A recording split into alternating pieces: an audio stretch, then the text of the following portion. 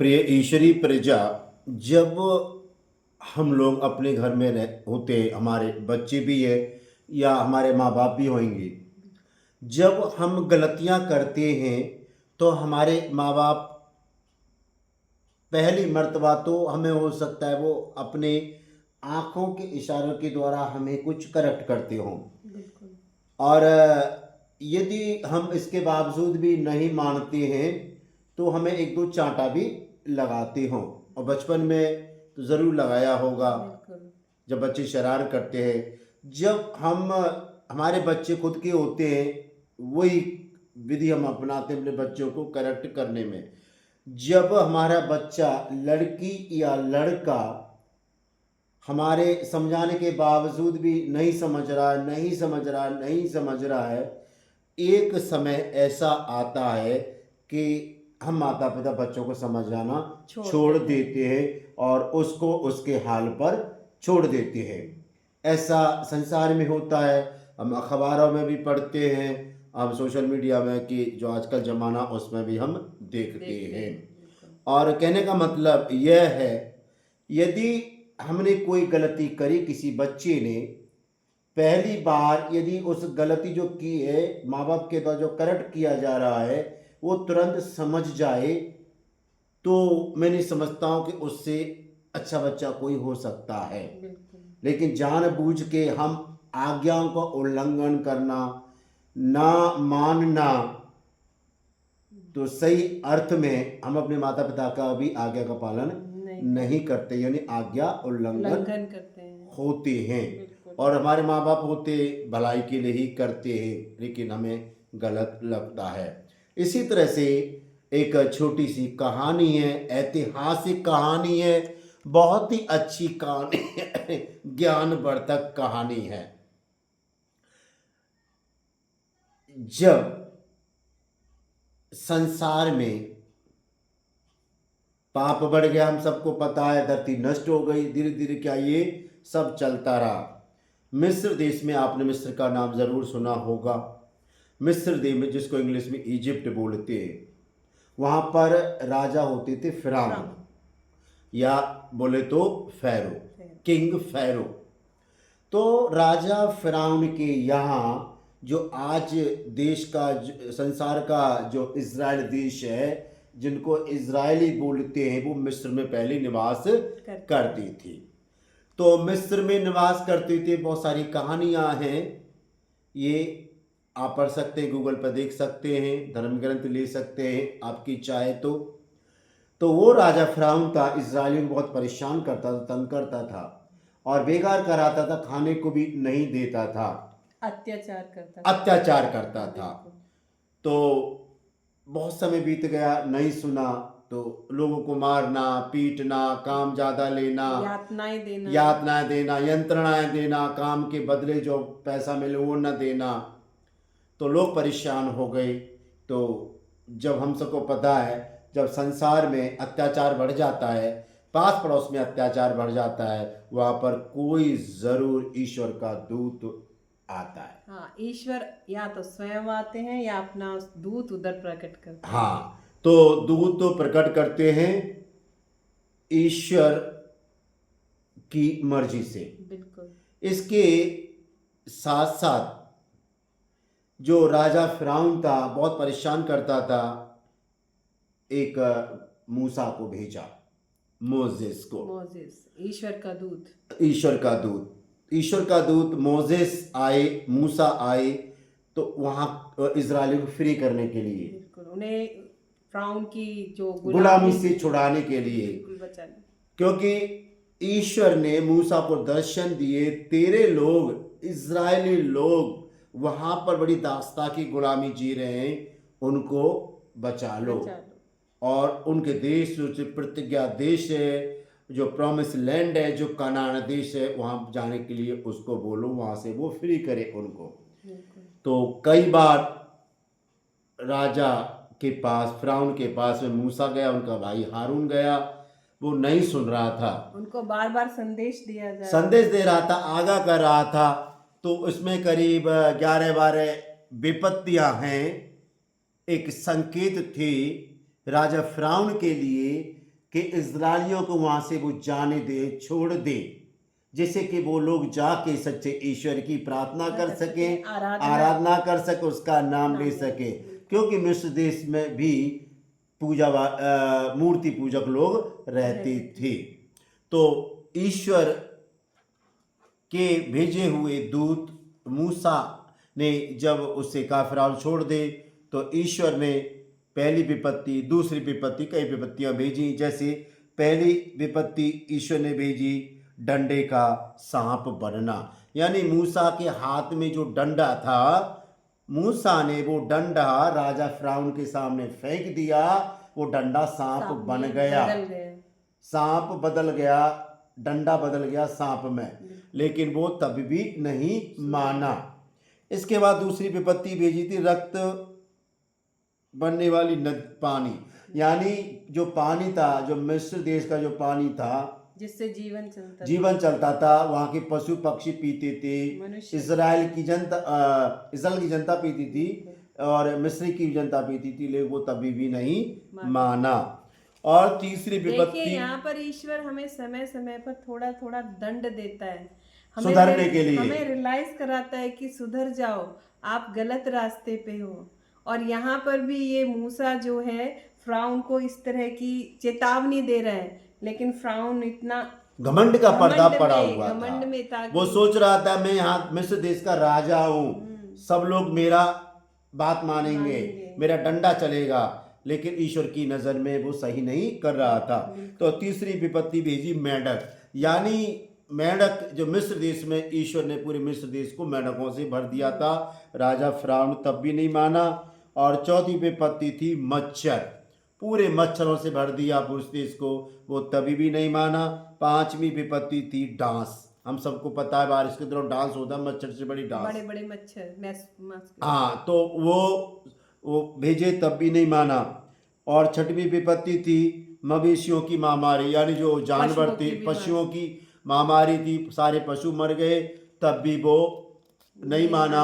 उसकी अकल पे पर्दा पड़ा हुआ था, घमंड का, अहंकार का, कि मेरा तो कोई कुछ नहीं बिगाड़ सकता। हम लोग अक्सर संसार में यही सोचते, मैं तो बलशाली हूँ, मेरे पास ताकत है, कलम बल की, धन बल की, पैसे बल की, शस्त्र बल की, हाँ, पद बल की। कई बार हम भयंकर बीमारी से, एक्सीडेंट से, दुर्घटना से बच जाते हैं, तो क्या कहते हैं मूर्ख लोग, पैसा था तो बच गए, यानी पैसा था तो बच गए, यानी पैसा होता तो नहीं बचती। लेकिन कभी आपने देखा होगा कि पैसा भी रखा रह जाता है। ये कोरोना इसका उदाहरण है, बहुत बड़ा उदाहरण। और छठवीं विपत्ति थी फोड़े, ओले, ये। और आठवीं विपत्ति थी टिड्डियां, यानी मिस्र देश में टिड्डियां ईश्वर ने भेजी। और नौवीं दसवीं थी पूरा मिस्र देश में अंधकार छा गया था। और 10वीं विपत्ति फिर चेतावनी ईश्वर ने। तो इस तरह से मिस्र देश में अनेक विपत्तियों को भेजने के बाद में और अंत में ईश्वर ने मिस्र देश की जितने भी औरतें थी उनकी पहलोटों की मृत्यु हो गई थी। पहलोटा का अर्थ यहाँ पर पहले पुत्र से है, पहले पुत्र है, चाहे वो स्त्रियों का हो, पशुओं का हो, पक्षी का हो, सबका पहलोटा पुत्र ईश्वर ने मार दिया था। लेकिन इतनी विपत्ति आने के बावजूद भी वो राजा फिरौन नहीं माना। अंत में उसको हाँ करनी पड़ी। हाँ करने के बाद में जाओ, अपने देश जाओ, अपने परमेश्वर की आराधना करो, मैं तुम्हें फ्री करता हूँ, मुक्त करता हूँ। और लाल समुद्र को चीरते हुए मूसा की अगुवाई में सारे इस्राएल लोग निकल गए थे। लेकिन फिर भी राजा फिरौन नहीं माना। तो राजा फिरौन ने सोचा का जो लास्ट जो होते ना पर्दा, कि नहीं, मैं सर्वशक्तिमान हूँ, मैं जो करूँगा वही होगा। ईश्वर की चेतावनी को ना मानना। तो राजा फिरौन ने इस्राएलियों को छोड़ तो दिया था, लेकिन फिर वो सोचे ये तो गए यहाँ से, तो वो पीछे पीछे अपनी सेनाओं को लेके, अपनी आर्मी को लेके, अपने घुड़सवारों को लेके, अपने शस्त्र को लेके इजरायलियों का पीछा कर रहा था। और इतिहास गवाह है लाल समुद्र में इजराइल निकलने के बाद में पूरे मिस्र के लोग मर गए वो थे। दो पार्ट में पड़ जो गया। समुद्र लाल सागर था 2 पार्ट में हो गया था, जैसे ही इस्राएली मूसा लोग ने उस निकल पे गए छड़ी मारी, और जब मिस्री लोग आए तो दोबारा से वो समुद्र एक पहला जैसा हो गया, सारे इजराइली लोग उसमें बच बह गए और मिस्री लोग मारे गए। तो प्यारे दोस्तों, कहने का मतलब यह है, इस वीडियो के माध्यम से चाहे हम हुए, चाहे आप हुए, चाहे कोई संसारी लोग कोई हुए, ईश्वर हमें सुधरने का बहुत सारे मौका बार देता है, बार मौका देता है। बार बार मौका देता है। ये जरूरी नहीं है केवल हमें ही सुधरना है, सुधारना है अपने पड़ोस को, अपने बीवी को, बच्चों को, अपने रिश्तेदारों को। सुधरने का मतलब ये नहीं होता कि मैं इम्प्रूव कर गया, मैं सुधर गया। बिल्कुल सही बोल रहे हैं। बिल्कुल बिल्कुल। सुधरने का मतलब है अपने गलत रास्तों को त्यागना, सोच को त्यागना, लालच को त्यागना, अहम को त्यागना, घमंड को त्यागना। जब हम इन सब चीज़ों की परवाह नहीं करते हैं ना, तो स्वतः ही सारी चीज़ें अपने आप हमें अच्छे लगने लगती है। ईश्वर के दंड से जो नहीं सुधरा तो उसका अंत निश्चित होता है। आपने सही कहा है, लेकिन इसके साथ साथ ये तो पुराने व्यवस्थान की बात थी, लेकिन नए व्यवस्थान में ईश्वर ने हमारे लिए, सब मनुष्य जाति के लिए दंड मोचन का भी प्रावधान किया है। यानी ईश्वर नबी एजेकियल के द्वारा हमको बता रहे हैं, चाहे तुम्हारे पाप कितने ही गहरे क्यों ना हो, बिल्कुल चाहे तुम्हारे पाप लाल रक्त कण की तरह क्यों ना हो, यदि तुम अभी भी अपने पापों से प्रायश्चित करोगे, पश्चाताप करोगे, तौबा करोगे, तो मैं तुम्हारे सारे गुनाहों को, सारे पापों को माफ कर दूंगा। कहने का मतलब यह है, मैंने पाप किया, मैं बार बार पाप कर रहा हूं, क्षमा मांग रहा हूं, पाप कर रहा हूं, पश्चाताप कर रहा हूं, लेकिन ईश्वर तभी भी हमारे केयर करते हैं, क्योंकि ईश्वर इस तरह से सबको नहीं मारता। इस बात को ध्यान रखना, वो चाहता है अपने पापों के प्रायश्चित का पश्चाताप कर ले, पुनः मेरे पास में लौट आए। जब हम लोग दंड भोगते हैं, जब परेशानियां भोगते हैं, जब बीमारियां में होते हैं, जब आर्थिक स्थिति कमजोर होती, तो ईश्वर भी दुखी होता है, क्योंकि मेरे द्वारा बनाया हुआ मेरा बेटा, मेरे द्वारा बनाई मेरी बेटी कितना कष्टों में है, उसे भी परमपिता परमेश्वर को भी दुख होता है। लेकिन बोलते हैं ईश्वर, पापी अपना पाप का मार्ग छोड़ दे, पुनः मेरे पास में लौट आए। यदि मैंने पाप किया मारेगा और आपने पाप किया मारेगा, इस तरह से हम पूरे संसारिक लोग पापी लोग हैं, सब पाप करते हैं। यदि कोई बोलता मैं पाप नहीं करता हूं तो उसमें सत्यता नहीं है, झूठा मुझे लगता है सबसे बड़ा वो झूठ है, और झूठ का पर्दा हमारे सामने पड़ा रहता है, आंखों के सामने। पाप हर कोई करता है, चाहे वो मन का पाप हो, तन का पाप हो, वचन का पाप हो, नजरों का पाप हो। पाप हर दृष्टि में पाप ही कहलाता है। आप ये नहीं कह सकते कि मैं कोई पापी नहीं हूँ।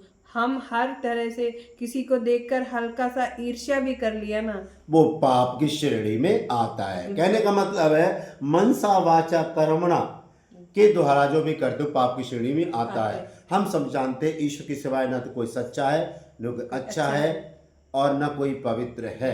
यदि हम बोलते हैं कि हम ईश्वर की नजर में हमेशा अच्छे हैं, हम ईश्वर की आराधना करते हैं, डेली पूजा पाठ करते हैं, लेकिन अपने कार्य क्षेत्र पे जाके क्या हम वहाँ पवित्र रहते हैं?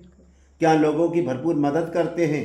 क्या मन में भावना नहीं आती, गलत भावना आती हैं, तो हमारा पूजा पाठ करना सब व्यर्थ है, बेकार है।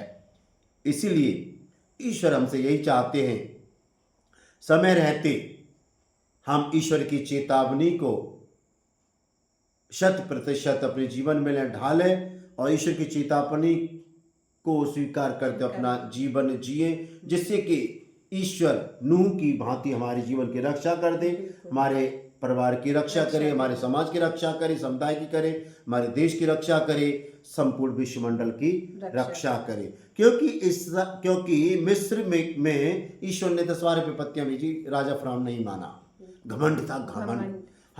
हम सब संसार के लोगों को ये घमंड होता है, मैं लाखों रुपए महीने कमा रहा हूँ, मेरे बैंक में बहुत सारे करोड़ रुपए आए, मेरे पास बहुत सारा सोना चांदी है, मेरे पास गाड़ी है, बंगला, खेत है, खलिहान है, मान प्रतिष्ठा, पद हैं, मुझे कहीं जाने की ज़रूरत नहीं है। इसी में हम भूल कर रहे हैं। जब भूल कर रहे हैं तो आप समझ सकते हैं, आप बुद्धिमान हैं, समझदार हैं, विद्वान हैं, हम क्या बताना चाह रहे हैं। तो प्रिय दर्शकों, प्रभु भक्तों, ईश्वर की प्रजा, आज की इस वीडियो के माध्यम से हमने सही अर्थ यही निकाला है। हम गलती करते हैं, गलती के पुतले हैं, और हम उस गलतियों तो सीख लें, समय रहते पश्चाताप कर लें, जिससे कि हम बचे, हमारा परिवार बचे, और हम राजा फ्रान की तरह न तो खुद नष्ट हो, न परिवार नष्ट हो, न अपना राज्य नष्ट हो। हाँ, आशा करते हैं कि ये वीडियो आपको ज़रूर पसंद आएगा। बहुत बहुत धन्यवाद, शुक्रिया। ईश्वर आपको भरपूर आशीष दे, आप खुश रहे, आबाद रहे, और आपके घर में जितनी परेशानियां, दुखों, संकटों, बीमारियां हैं, ईश्वर आपके घर से सारी बीमारियां हमेशा हमेशा के लिए चली जाएं, ऐसे हम आशा करते हैं। ईश्वर आपको आशीर्वाद दे।